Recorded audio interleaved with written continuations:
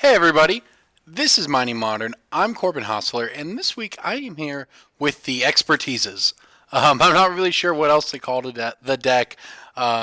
It's basically it works off the expertises from Ether Revolt, Karizev's expertise and SRAM's expertise, and this deck is pretty sick. It's got a lot going on. Thank you to everyone who's mentioned it to me. I've seen one person shared at the end of my article last week their list, which was didn't look exactly like this, but it had some of the ideas, and I've seen some others going around, and I've also sort of been playing around with it all week, trying to come up with something I liked and clean up the deck a little bit. And this is where I've ended up. This is likely far from optimal, but it's gotten to where it's I think as consistent as basically you can get the deck, and it's in this incarnation. So let me work through it here. So the ideal hand, what you want to do is you want to cast an expertise. Either this one where you get threaten a creature and play a card that costs 2 or less, or this one where you get 3/1/1s and get to play a card that costs 3 or less. What these have in common is that they are broken with the fuse mechanic from Dragon's Maze. Now, Dragon's Maze was a pretty forgotten set when it was in Standard. Basically, had Voice of Resurgence in it and nothing else, and it's just kind of been a joke set ever since its release in terms of modern playables. But you know what? Beck Call and Breaking and Entering may be changing that.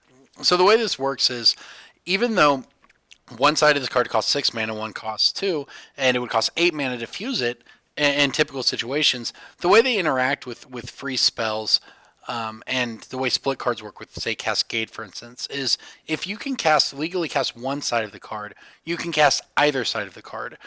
For whatever reason, that's how the rules work. It's codified that way. So if you, say, back in the day, you would Bloodbraid Elf into a Boom Bust, and it would the Bloodbraid Elf condition on Cascade would be met because you hit Boom, which costs 2 mana and destroys one of your lands and one of theirs. But by hitting it, you could also choose to cast Bust, which is 6 mana and says destroy all lands. So you could cast a Bloodbraid Elf, Cascade, hit it, destroy all lands. Then your Bloodbraid Elf would resolve, and hey, you have a 3/2 haste and no one has any lands. So it's the same principle here. Because one half of these cards is legal to hit with these expertises, in this case Beck and in this case Breaking, we can cast both sides. And unlike the older split cards where you can only cast one side and you get to choose, we get to fuse these. So because that's just the mechanic that came out of Dragon's Maze. So we get to cast both sides. So you cast Karizev's expertise, you cast Ram's expertise, and then out of your hand you fuse one of these two cards. Now, Beck and Call is the one that's got a lot of attention because you can make 4/1/1s and draw 4 cards, and that's pretty sweet. But there's also, and this is actually the win condition of the deck, which in my opinion is way better, Breaking Entering.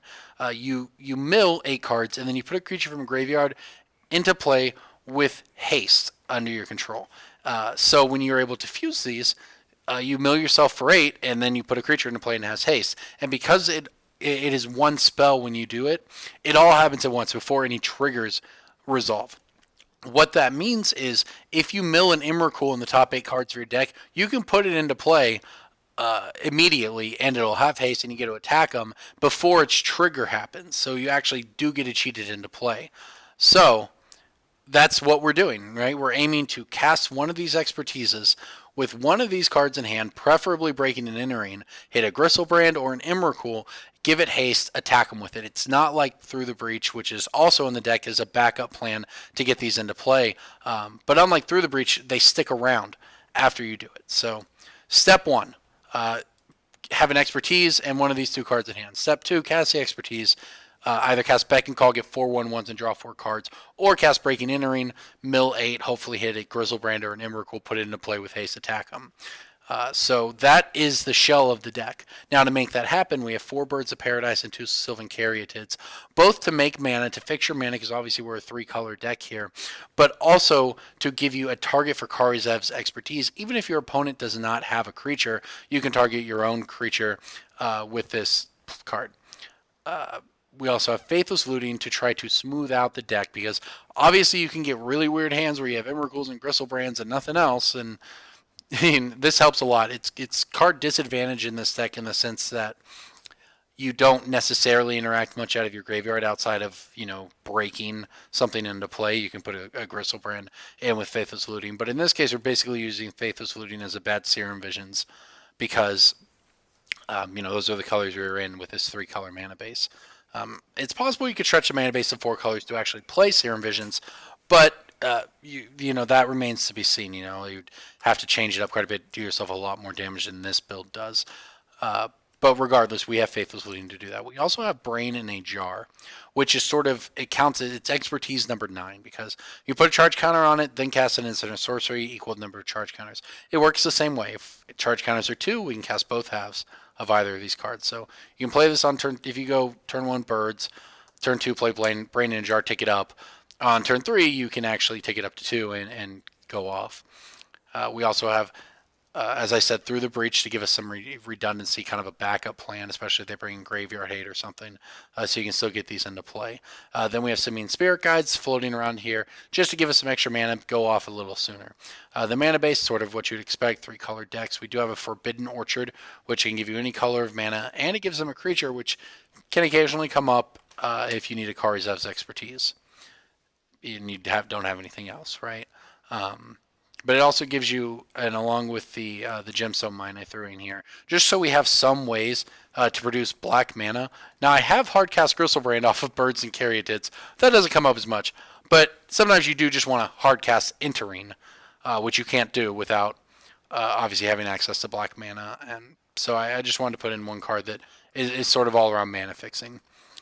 So that's the deck. The sideboard, you know, sort of generic stuff as you expect. Leyline for the decks that make you want to discard. Defense Grid for the counterspell decks. Stony Silence and Wear Tear here for affinity, artifacts, etc.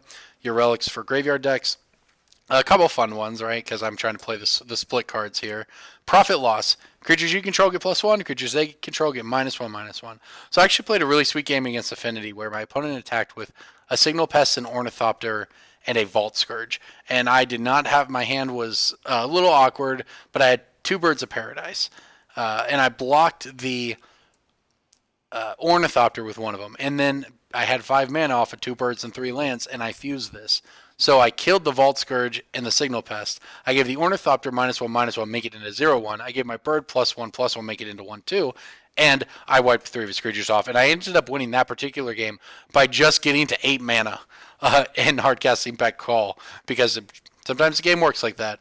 Anyways, so Profit Loss, kind of a fun one. Hideseek, you know, it's another piece of tech against Affinity, whatever, but more realistically, you bring it in so you can play Seek. Say you're playing against a Nahiri opponent and they ultimate their Nahiri to go get their Emrakul.